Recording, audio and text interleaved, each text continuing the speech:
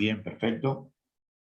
Bueno, el tema que nos ocupa hoy, acuérdense que ya estamos transitando la segunda parte del programa, que es justamente la parte de todo lo referente a dos variables. Es decir, en la clase pasada vimos la ecuación del plano y hoy vamos a ver qué sucede con lo que se llama límite doble. Límite doble o simultáneo y límites iterados o reiterados.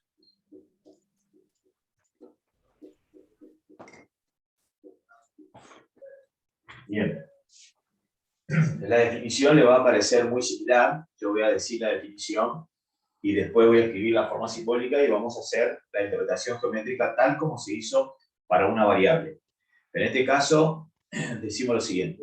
Se dice que la función z, que depende de x y de y, tiene el límite L cuando x e y tiende a los valores a y b, si y solo si el valor absoluto de la función f de x y menos el límite se puede hacer tan pequeña como se quiera con solo tomar valores de x e y próximos a los valores a y b.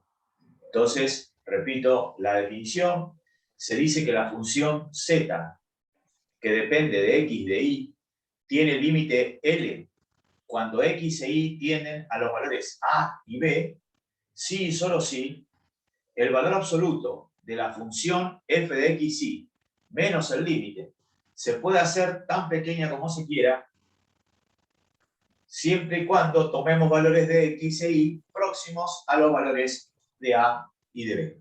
Muy bien. Acá, cuando vamos a señalar el entorno, hay dos maneras de señalar el entorno. El entorno reducido acá puede ser un entorno circular, que es el que vamos a aplicar, y puede ser también un entorno rectangular. O sea que si el estudiante por ahí recurre a un texto o a otro vídeo para tener más claros los conceptos, puede suceder que el que dé la definición utilice un entorno reducido rectangular. Nosotros usamos un entorno reducido circular. Por eso usamos la ecuación de la circunferencia para indicar el entorno reducido. Entonces, vamos a escribir la expresión simbólica. Entonces ponemos acá, expresión simbólica. Justamente la expresión simbólica lo que hace es transcribir en forma de símbolos lo que acabé de decir en forma de definición. Entonces tenemos que el límite con x y tendiendo a y b de f de x y, decimos que es igual a L si y solo si para todo épsilon mayor que 0 existe un delta también mayor que 0, tal que para todo par de valores x e y que pertenecen al dominio de la función f, y acá donde vamos a hacer el entorno reducido, o sea que 0 es menor que la raíz cuadrada de x menos a todo elevado al cuadrado más y menos b todo elevado al cuadrado menor que delta. Entonces, el valor absoluto de la función f de x y menos el límite es menor que epsilon. Fíjense que si el estudiante busca en su cuaderno la definición que dimos nosotros de límites, es muy parecida, pero hay obviamente cambios sustanciales. Por ejemplo, la función ya no depende de una variable, sino depende de dos variables. Es decir, que ahora el punto es x e y, que tiende al valor a y b. Acá el entorno reducido es esto que tenemos acá, y es un entorno reducido circular. Por eso hay que poner acá, esto es un entorno reducido circular. Y este es el entorno común, que era la función menos el límite menor que epsilon. El grave problema que tenemos acá es la representación gráfica, porque el estudiante, obviamente que ya le cuesta dibujar en el plano, le va a costar un poquito dibujar en el espacio, es decir, va a tener que tener un poquito de imaginación. Massa lo va a ayudar con algunos tips para poder dibujar una buena superficie y poder representar qué sería el límite en 3 dimensiones. Entonces, para eso sí, el estudiante tendrá que dibujar un triedro, como siempre lo hacemos. Fíjense cómo Massa dibuja el triedro. Este, como sabíamos, era el eje Y. Acá teníamos nuestro eje Z y este era el eje X. Entonces el estudiante hace lo siguiente para dibujar la superficie. Va a dibujar un arco, aproximadamente así. Acá va a dibujar otro arco en el piso y obviamente va a unir este arco con este arco. Ahí tiene el estudiante lo que se llama la superficie Z, que depende de X y de Y. Ya la vamos a ir rotulando para ir completando el ejercicio. De alguna parte del eje Z, presten atención, vamos a trazar una paralela al eje de las Y, voy a trazar una paralela al eje de las X, y voy a unir eso con un arco.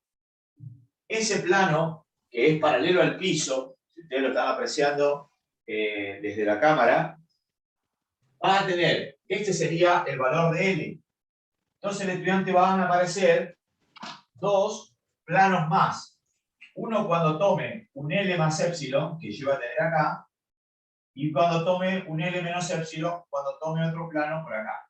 Quiere decir que el estudiante va a repetir esa acción, es decir, va a trazar una paralela al eje de las X, va a trazar una paralela, al eje de las Y y una paralela al eje de las X, y va a unir esto otra vez con otro arco. Lo mismo va a suceder con esto, es decir, que el estudiante va a trazar una paralela al eje de las Y, una paralela al eje de las X, y va a unir esto con otro arco. O sea que el estudiante tiene 3 discos paralelos al piso, donde ahí estaría ubicado justamente el límite de la función. Para indicar el límite de la función estaría en el plano del medio, que ustedes tienen acá, después yo voy a tratar de pintarlo para que ustedes puedan apreciar. Ahí vamos a tener el punto, o sea que si yo trazo, tenemos acá el entorno, vamos a tratar de hacer el entorno acá circular. Fíjense, no me gustó cómo quedó. Acá tengo que hacer un entorno circular, que sería esto que está acá, porque yo acá tengo que señalar los valores de A y de B. Vamos a hacer lo siguiente. Vamos a señalar primero los valores de A y de B, o sea que acá venimos así, más o menos está por ahí, y acá trazamos una paralela al eje de las X, y acá yo tengo el valor de B, y acá yo tengo el valor de A. Y acá tendríamos el entorno reducido. Fíjense, esto es un círculo, que sería esto que está acá, y ese es mi entorno. Y no, obviamente nosotros subimos acá,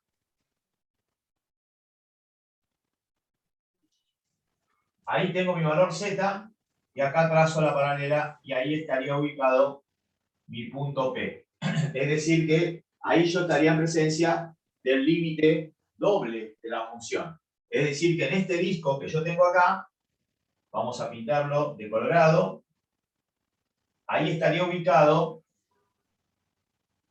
el límite de la función. Fíjense que es similar a lo que nosotros hicimos en una sola variable. Yo tomo un epsilon por arriba, un epsilon por debajo, dibujo 3 planos paralelos al piso, como si fueran 3 plantas en un edificio, y entonces tenemos en el plano del medio estaría el límite de la función, que se conoce con el nombre de límite doble. Y ahora sí vamos a rotularlo. Esto que yo tengo acá es justamente la superficie Z, que depende de X y de Y. Ahí la tenemos. Este es el plano. Esto que está acá lo vamos a rotular también. Eso es lo que nosotros decimos el entorno circular. Entonces escribimos acá X menos A todo elevado al cuadrado, más I menos B, todo elevado al cuadrado, menor que delta. Donde delta es el radio de ese entorno circular. Ese entorno, como le decía yo, puede suceder que en algunos libros figure como un entorno rectangular. En ese caso hay dos valores de delta, un valor delta 1 y un valor delta 2, porque va a depender del rectángulo. Si es cuadrado, entonces sí los delta van a ser iguales. Por eso se prefiere un entorno circular donde justamente hay un solo valor de delta, que justamente el delta es el radio del entorno. Ahí tiene el estudiante entonces todo lo que sea la definición de límite doble. ¿Se alcanzó a entender el dibujo? ¿Está bien hecho o no?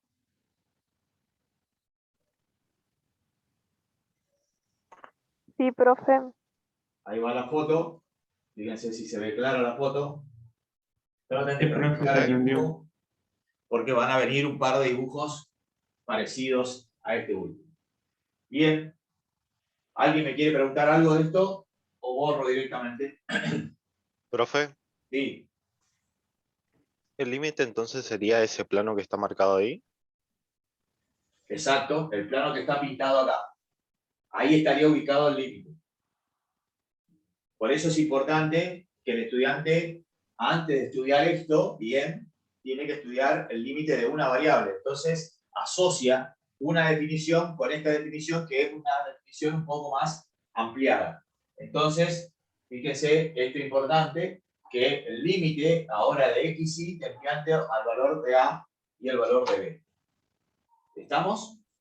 Bueno, entonces ahora procedo a borrar y vamos a definir lo que nosotros llamamos límites iterados. El límite doble o límite simultáneo es cuando yo hago tender simultáneamente los dos valores. Entonces, voy a mostrar un ejemplo y vamos a suponer que el estudiante quiere calcular el límite con xy tendiendo al valor 1, 2 de 2x más y al cuadrado sobre x más y. Entonces, ¿el estudiante qué hace? Reemplaza la x por 1, la y por 2, y esto le quedaría 2 más 2 sobre 1 más 2. La respuesta del límite es 4 tercios. Quiere decir que el límite doble vale 4 tercios. O sea que calcular un límite sigue siendo la misma procedimiento que hacíamos para una variable. Pero acá vamos a tener también situaciones de indeterminaciones. Y entonces, ¿qué vamos a hacer? Ahí surge el tema de los límites iterados. Entonces, dividimos la pizarra y ponemos límites iterados o límites reiterados. Entonces ponemos acá límites iterados. Profe, antes de que siga con eso, ¿no sería 6 tercios el resultado? Perdón, sí.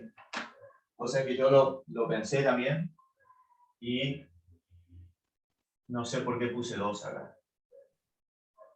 Porque justamente lo inventé para que se puedan simplificar y de hecho no simplifiqué. Entonces me quedaría 4, el resultado es 6 tercios y el límite vale 2. Gracias, loco. Bien.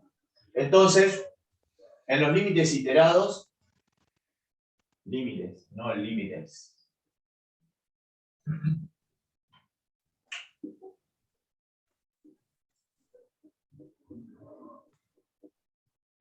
¿A qué llamamos nosotros límites iterados? Cuando hacemos tender una variable de una en vez. Vamos a suponer que el estudiante quiere calcular el límite con x tendiendo al valor a del límite con y tendiendo a b de la función f de xy.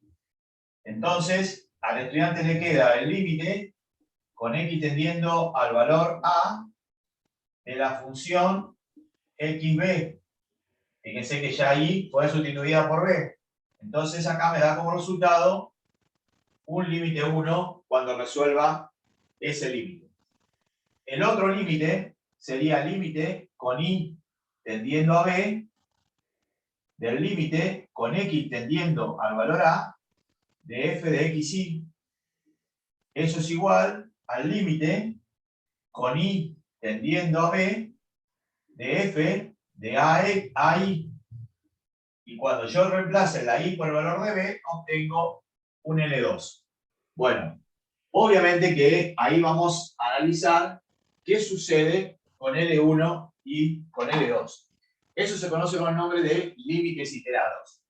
Cuando el límite doble no se puede resolver porque da una indeterminación del tipo, por ejemplo, 0 sobre 0 o infinito sobre infinito, recurrimos a los límites iterados. Entonces, vamos a indicar las situaciones que se me pueden presentar con los límites iterados y el límite doble. Por ejemplo,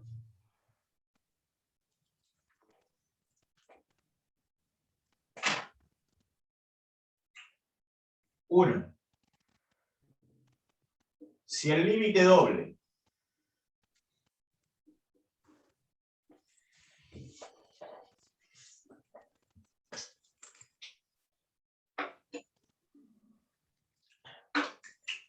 Si el límite doble y los iterados existen, los tres son iguales. 2. Si los límites iterados son iguales, puede o no existir límite doble. Y la tercera situación, si los límites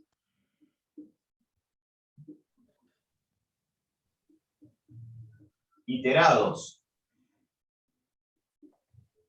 son distintos, no existe límite doble.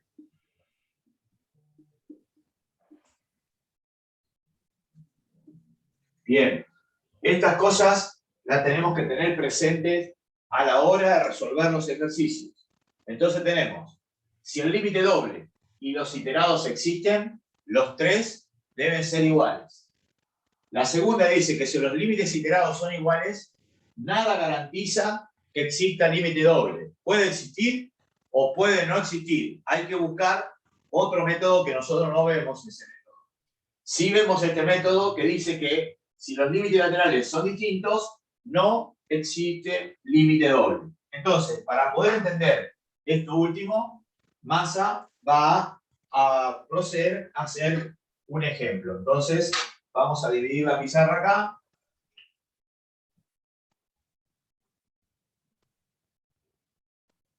Y voy a inventar un ejercicio.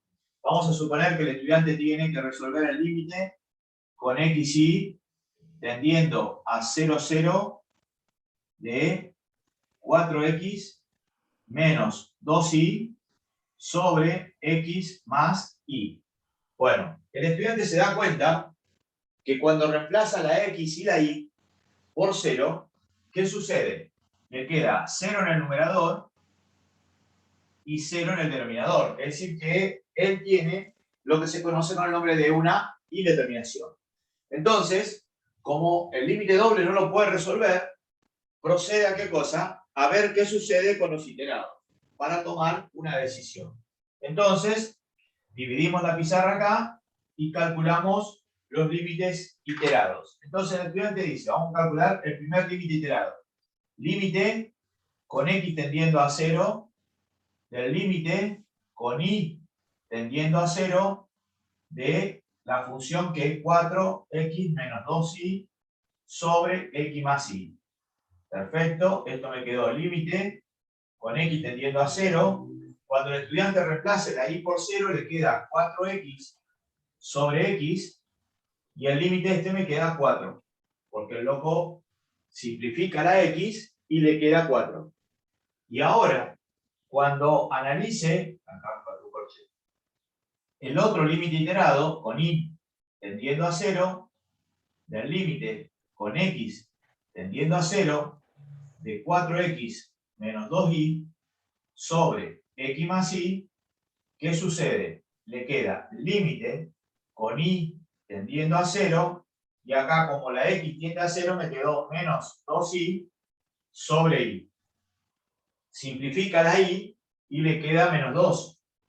Entonces fíjense cómo son los iterados. 4 es distinto de menos 2, entonces la conclusión es muy contundente. El estudiante dice entonces, no existe límite doble. Es decir, que aquel límite que habíamos empezado, el que está acá, no existe. ¿Por qué? Porque los límites iterados son distintos. Si los límites iterados hubiesen sido iguales, y esto me hubiese dado 0 sobre 0, tenemos que recurrir a otro método que nosotros no se lo enseñamos, ¿está? Que es reemplazar la y por una dirección cualquiera, y si me da el mismo resultado, quiere decir que entonces no depende de la dirección que yo vaya, siempre el límite vale ese resultado que me dio los iterados. Pero esa parte ustedes no la ven, es decir, que a usted le puede tocar solamente la primera y la última, es decir, que los tres límites van a existir y los tres límites son iguales. Y la otra que le puede pasar es que los límites laterales sean distintos, entonces ustedes responden de que ese límite doble no existe. ¿Quedó claro? Sí, profe. Sí, profe. Sí, profe. Bueno. Vamos ahora a derivadas parciales. De límites solamente tenemos esto, no hay nada más para decir, por eso esto aparte es mucho más rápida y mucho más corta, porque, Profe, sí, los límites iterados serían como los límites laterales, los límites dobles.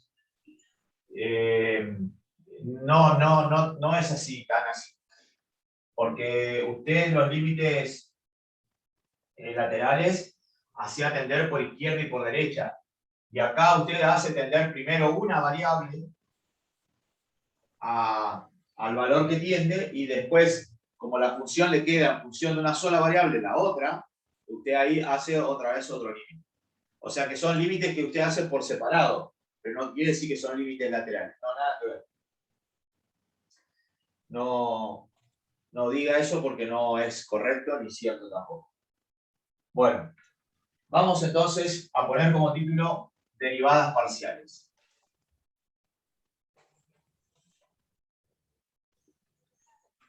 Este es un tema que también entra bastante en los exámenes finales. De eso también quería hablar antes que me olvide. En el Profe, chat, profe, me preguntaron. Sí, yo le estaba por preguntar algo. En el segundo parcial entra desde integrales por partes. y sí, generalmente le toman desde donde quedó el examen parcial primero. Pero por ahí, si hay muchos temas, queda por ahí, no colocan ningún ejercicio de esa característica. Pero no se pueden arriesgar a que le den algún ejercicio. Sí, seguro. Así que aquellos que estudiaron le vino bien, y el que no va a tener que decir, repasar un poco más, porque puede suceder que le den un ejercicio. Bueno, entonces tenemos las derivadas parciales. El estudiante se estará preguntando, se estará imaginando por qué son parciales. Bueno, el problema es que nosotros ahora tenemos una función z que obviamente depende de dos variables. Es decir que si yo me toca derivar, el estudiante se estará preguntando, ¿y si hay dos variables, con respecto a quién voy a derivar? ¿Con respecto a X o con respecto a Y? Y justamente ahí está el tema. Tenemos que derivar con respecto a las dos, pero en forma independiente. Es decir, primero tengo que derivar en forma independiente respecto de X, y por otro lado tengo que derivar respecto de Y. El tema es que cuando el estudiante deriva Z con respecto a X, Y juega el papel de una constante. Y eso es lo que hace difícil la derivada parcial. Es decir, el estudiante por ahí se pierde un poquito al principio, después cuando ya le toma la mano es muy fácil, se olvida de que Y, cuando deriva respecto de X, es una constante. Entonces juega el papel de un número cuando derivamos en función de una variable. Y cuando deriva respecto de Y, la que juega el papel de la constante es X. Entonces, lo que vamos a hacer nosotros es, primero, hacer la derivada parcial respecto de X. Entonces ponemos como título justamente eso. Derivada parcial respecto de X. Entonces, como yo voy a calcular la derivada parcial de la función respecto de X, Y juega el papel de una constante. Entonces, por ejemplo, yo voy a incrementar Z, pero respecto de X. O sea, pongo delta ZX. ¿Cómo quedaría? Es la función incrementada, presta atención, menos la función sin incrementar. Es decir, que fíjense que el estudiante solamente incrementa la variable X. La variable Y queda intacta. Después, ¿qué hacíamos nosotros? Calculábamos lo que se llamaba el cociente incremental. O sea que divido yo respecto de delta X. Entonces, toda esta resta, o sea, la función incrementada, menos la función sin incrementar, la divido por delta X. Pero, ¿cuándo yo estaba en presencia de la derivada? Cuando aplicaba ¿qué cosa? Límite. Muy bien. Límite, Ohio, con delta X tendiendo a 0 de este cociente incremental, delta ZX, sobre delta X, y eso es igual al límite con delta X tendiendo a 0 de f de X más delta X y menos f de xy, todo sobre delta X. Si ese límite existe, se llama derivada parcial de Z respecto de X. Fíjense que no es una D de la imprenta nuestra, sino es una letra griega, delta, que es la D justamente del alfabeto griego. Es decir, que esto se lee derivada parcial de Z respecto de X. Muy bien. Y acá vamos a hacer justamente la interpretación geométrica de lo que sucede. Entonces, vamos a volver a dibujar, presten atención porque el dibujo acá juega un papel importante. Vamos a volver a dibujar nuestro triedro. Siempre dibujamos el mismo triedro. Este es el eje Y, este es el eje Z y este es el eje X. Y el estudiante va a dibujar una superficie.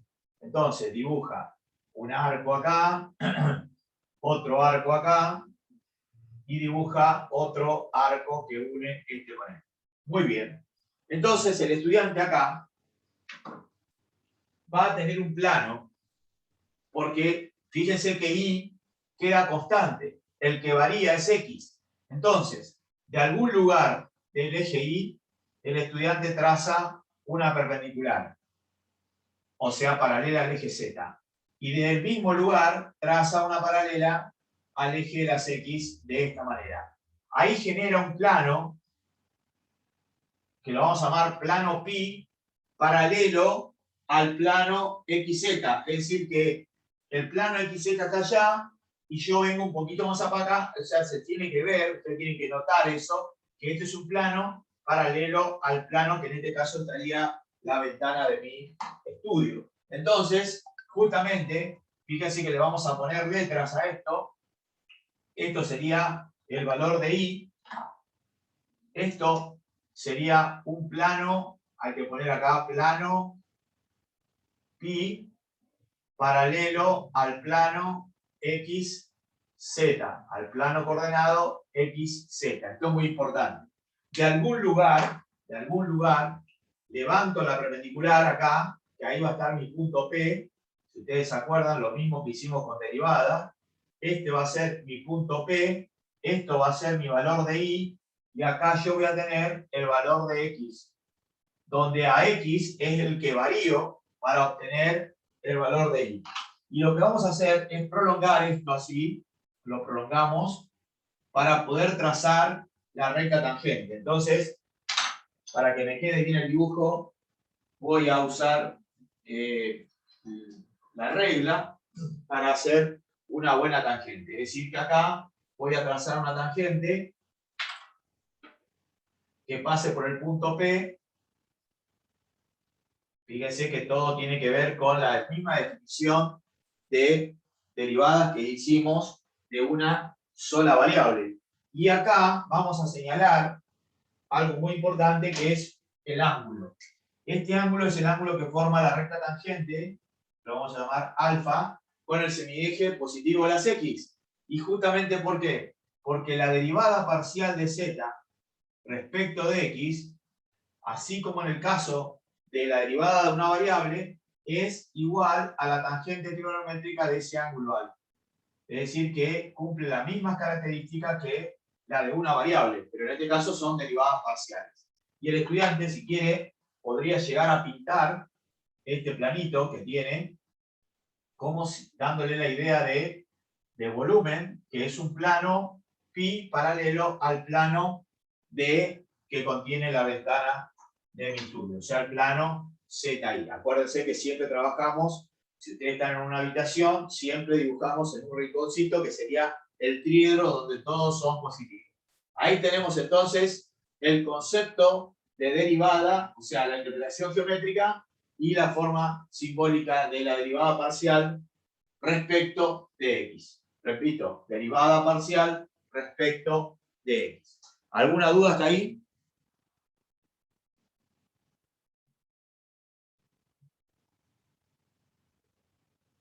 No, profe. No, profe.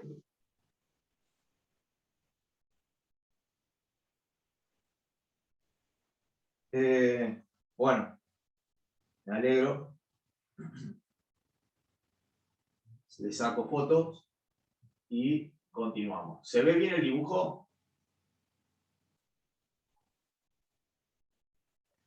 Bueno, estos dibujos siempre van a aparecer. El loco busca, pone derivadas parciales y seguramente va a aparecer ese dibujito que Massa hizo ahí. Así que por ese tema de cosas no se preocupen, porque siempre van a encontrar en los libros o en la red, seguro van a aparecer los dibujos estos que Massa está colocando acá. Todavía no he consultado, pero a lo mejor alguno de ustedes ya lo hizo. ¿Tienen idea qué sucede con la biblioteca central? Algunos estudiantes anduvo por la facultad y vio si estaba habilitada la biblioteca.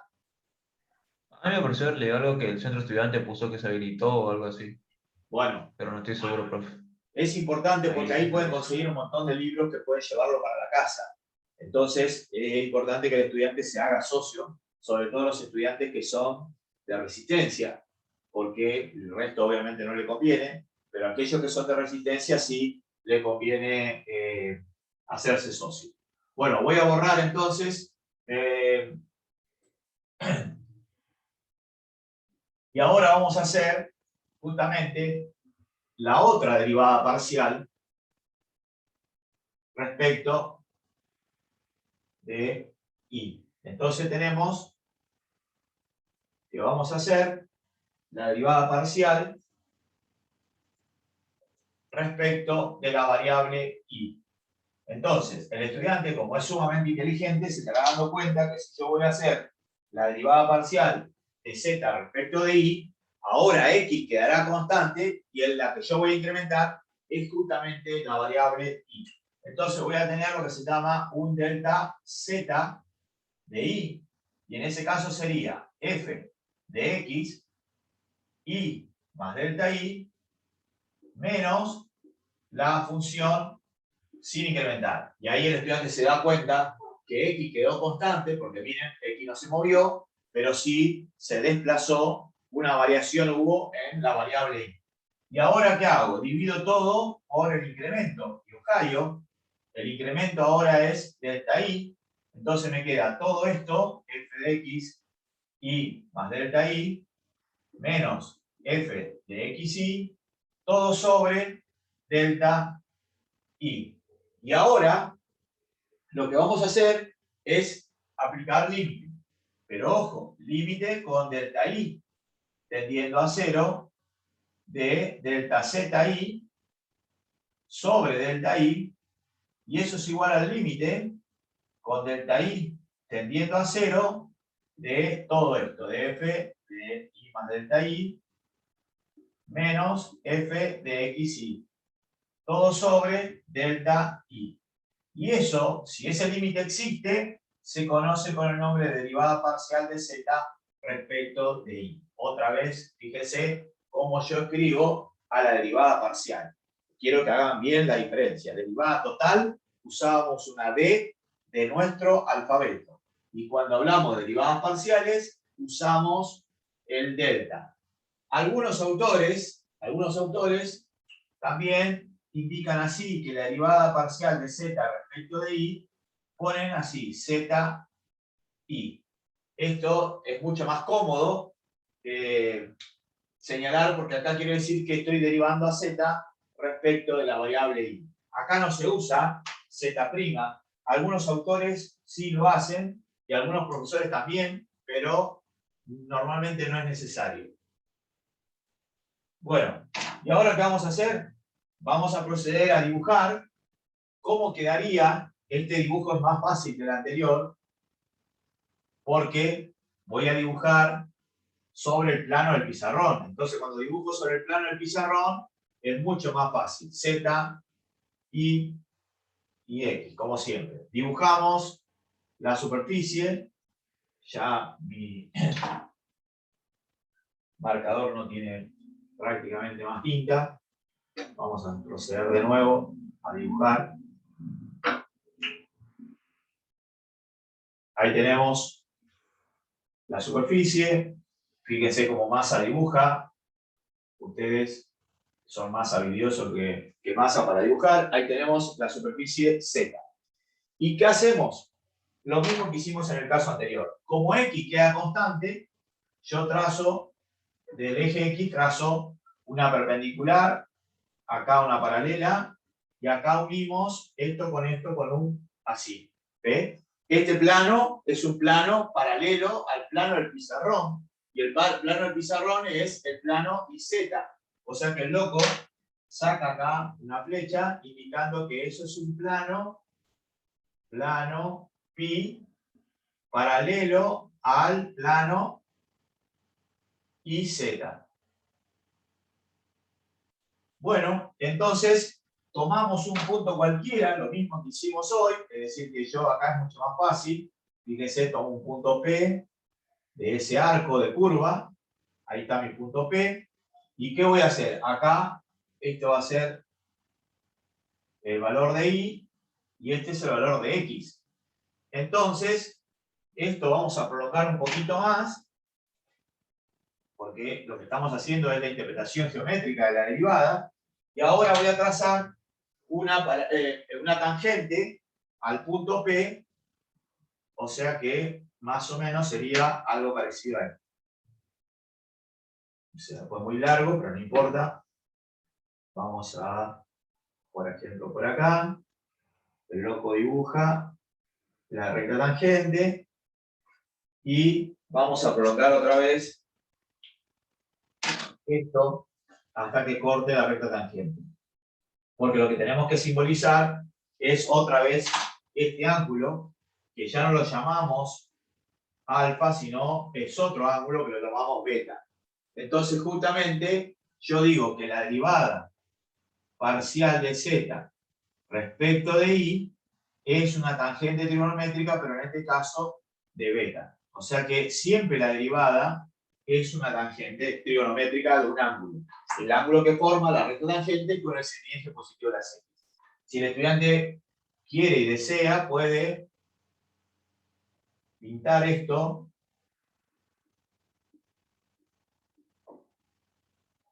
como señalando y dándole volumen al plano pi, que es un plano que está un poco más adelante. Vamos a arreglar un poquito esto que toqué con la mano.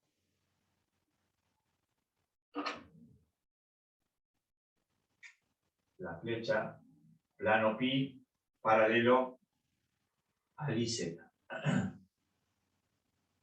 Bueno, ahí está entonces. Es muy fácil el tema de derivadas parciales, siempre y cuando el estudiante conoce ya el concepto de derivada. ¿Está? Entonces, mandamos la foto y le pregunto a la clase, como siempre, si hay alguna duda respecto de esto. No, profe. Bien.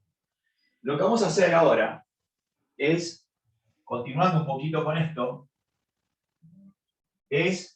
suele suceder, y de hecho necesitamos que eso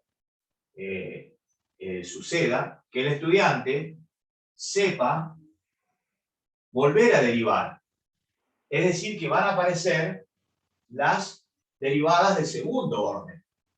Entonces, esas derivadas se llaman derivadas sucesivas. Ustedes vieron de que cuando hicimos el análisis de funciones, vimos que para hallar los máximos y los mínimos teníamos que hallar la primera derivada, pero cuando queríamos hallar el punto de inflexión teníamos que hallar la segunda, y a veces teníamos que llegar a una tercera. Bueno, entonces esas derivadas se conocen con el nombre de derivadas sucesivas, es decir, que vuelvo a derivar una función. Bueno, acá también existen. El problema es que imagínense que si ustedes tienen una función de dos variables, las derivadas van a seguir quedando en función de esas dos variables. Es decir, que otra vez voy a tener otras derivadas parciales. Entonces vamos a poner como título derivadas sucesivas.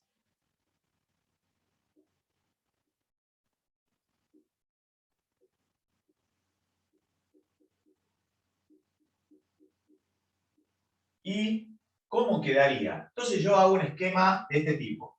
Yo tengo una función z que obviamente depende de dos variables. Entonces, yo de una función saco dos derivadas.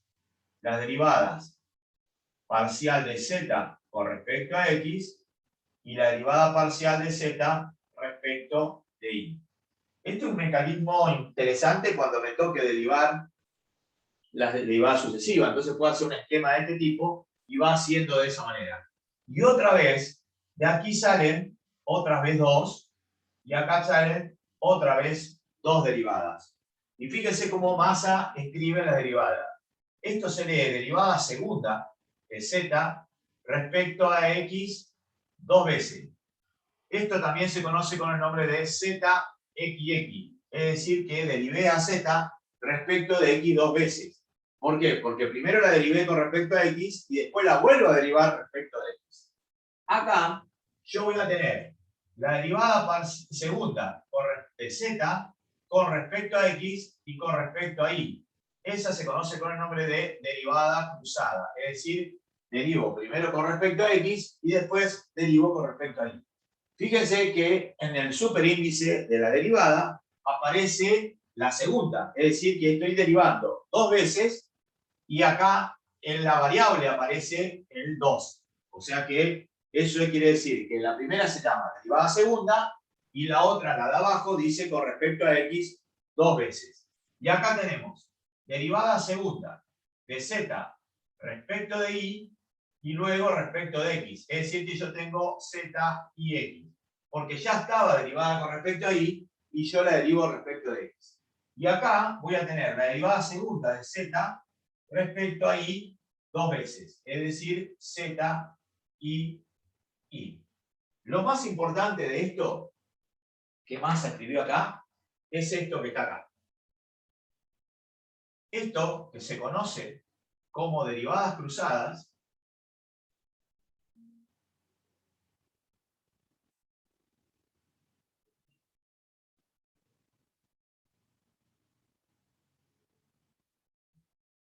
si las derivadas cruzadas son continuas, entonces son iguales. Y ese es un teorema conocido como teorema de Schwarz. Y es muy importante cuando demos ecuaciones diferenciales. Por eso es importante que esto lo retengamos. Las derivadas cruzadas tienen que ser iguales. Es decir, que la derivada de zxy tiene que ser igual a la derivada de zix. Esto se conoce con el nombre de teorema de Schwarz. Entonces, vamos a escribir.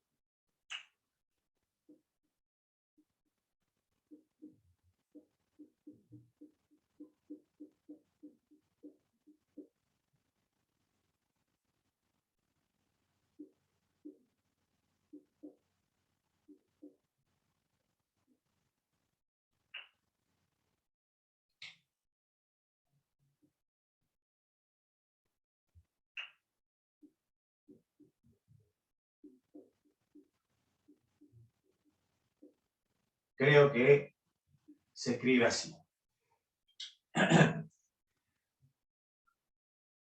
Teorema de Schwarz. Cualquier cosa lo buscan y me corrigen después que está mal escrito el apellido del matemático.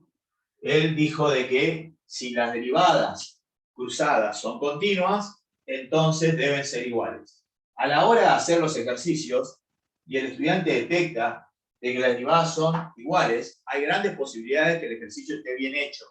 Pero no, nada garantiza, obviamente me puedo haber equivocado, pero es muy difícil que si las derivadas cruzadas son iguales, que el ejercicio esté mal hecho. Hay grandes posibilidades que sí, que realmente esté bien hecho. Bueno, eso es el caso de derivadas sucesivas. Obviamente que el estudiante puede calcular una derivada tercera, pero en ese caso va a tener 2 para esta, 2 para esta, 2 para esta y 2 para esta. En ese caso va a haber 16 derivadas después de estas 4 que nosotros tenemos.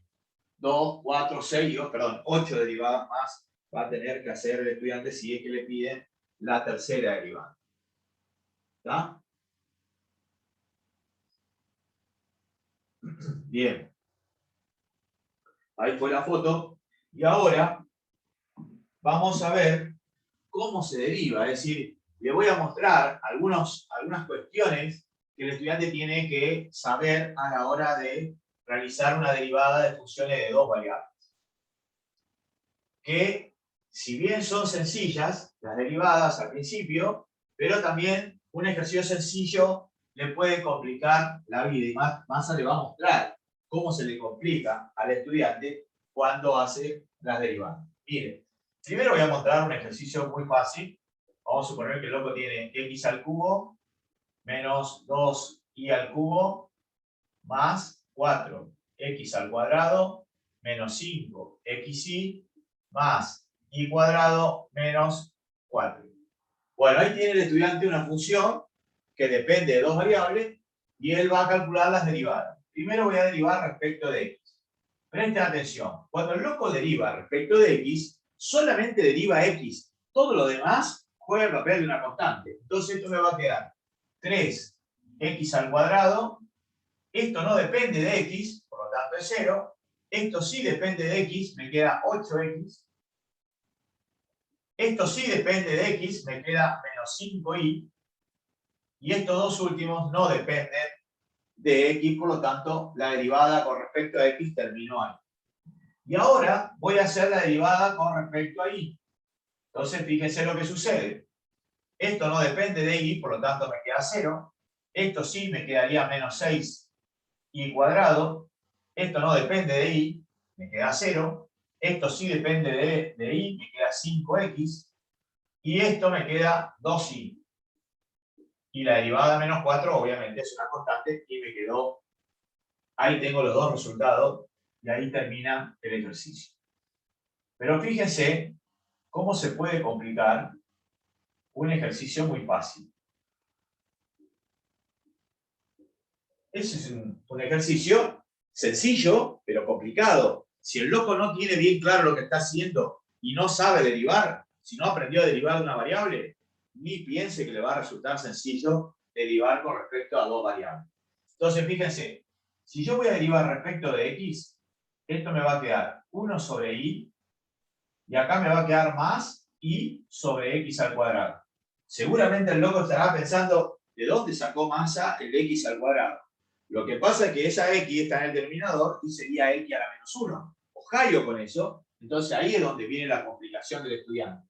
Y sigue estando la y. La y, a pesar de ser una constante, sigue estando porque más allá le explicó a la mayoría de ustedes que cuando yo tengo una constante por una función, la constante queda. La constante se hace 0 cuando está sola. Y ahora voy a derivar respecto de y. Fíjense cómo cambia esto. La derivada con respecto a y me quedaría menos x sobre y cuadrado menos 1 sobre x. Fíjense cómo quedó la derivada con respecto a x y con respecto a y. Vamos a dividir la pizarra. Massa puede hacer dulce con inventando problemas de este tipo. Fíjense que z es igual a la raíz cuadrada de 2x más 3y, y yo necesito derivar. Entonces, hago derivada de z respecto de x. Voy a usar la fórmula de raíz de u, o sea, las fórmulas no van a cambiar. Y esto me va a quedar 2 sobre 2 veces la misma raíz. O sea que me quedó esto. Si el loco quiere, puede simplificar este 2 con este 2, y el resultado final le quedó 1 sobre la raíz cuadrada de 2x más 3y. Esa es la derivada con respecto a x. Y cuando él pretenda calcular la derivada con respecto a y, le va a quedar 3 sobre 2 veces la raíz cuadrada de 2x más 3y.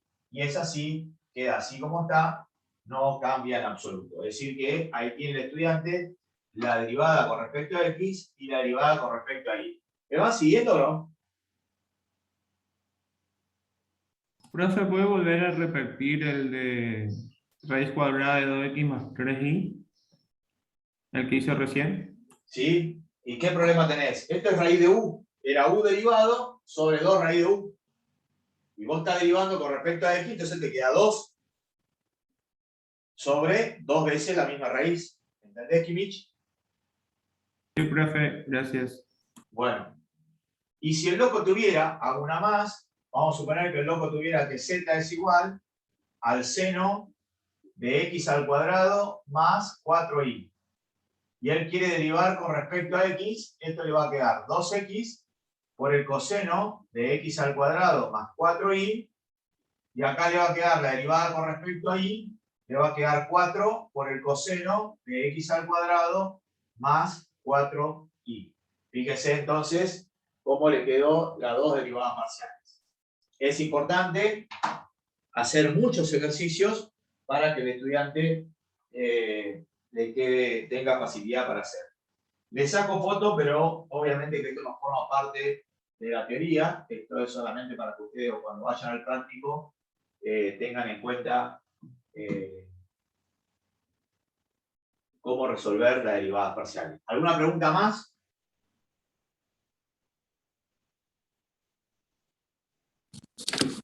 Profe, si en ese caso las derivadas fueran iguales, ¿ahí se aplicaría el teorema que dijo anteriormente? No, esas son las de segundo orden. Es decir, que yo vuelvo a derivar esto. Voy a hacer un caso de eso. Fíjate, en este caso voy a hacer. La voy a hacer con otro color para que, si vos tenés, ahora voy a hacer zxx. Quiere decir que acá, fíjate que hay una x acá. Vamos a hacer uno más sencillo porque si no se me va a complicar acá. Porque acá tengo que aplicar la derivada del producto, porque si vos tenés que esto y esto dependen de x, entonces tengo que aplicar la derivada del producto, y ahí ya se complica. Entonces voy a hacer un ejercicio más sencillo. Por ejemplo, voy a hacer lo siguiente. Vamos a suponer que 5. Z es igual a e elevado a la 4x menos 2y. Entonces hago z respecto de x. Entonces me queda 4 por e a la 4x menos 2i.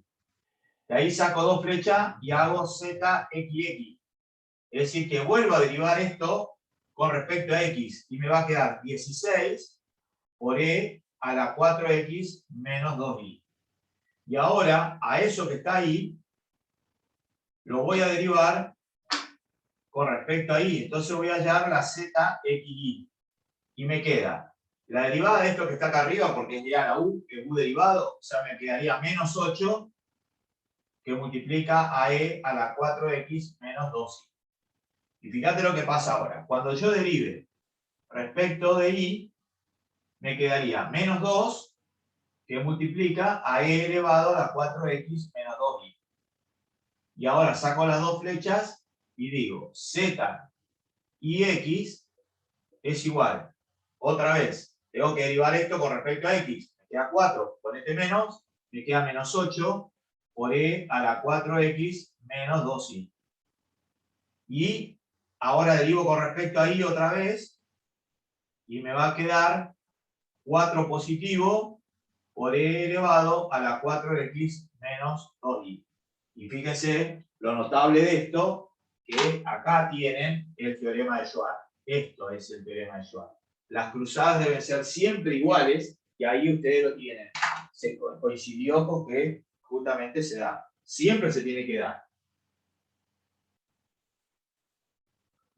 Ahí mostró Massa la foto de ese último ejercicio.